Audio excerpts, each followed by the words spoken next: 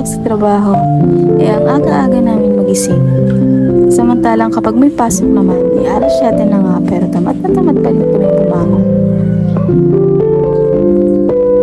Anyway, pagkabangon ko nga siya naghilamos nga lang ako ng mukha at nagmumuk.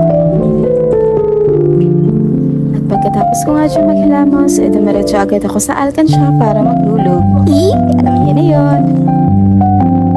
Baka isipin nyo, yung dala kong sabon, pampupo ko rin. Oy, hindi Andun kasi yung lagayan namin sa loob.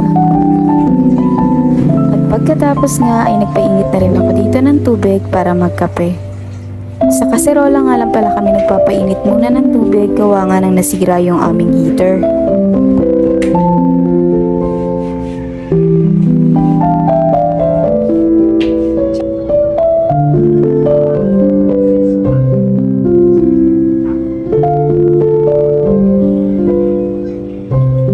So habang inaantay ko nga dito na kumulo yung tubig, nagsuklay nga muna ako ng aking buhok.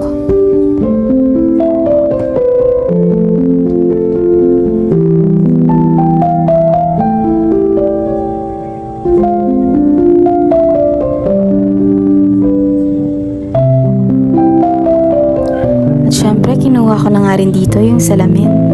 Hindi kasi makakompleto yung araw ko kapag hindi ko natititigan yung sarili ko. Kayo rin ba?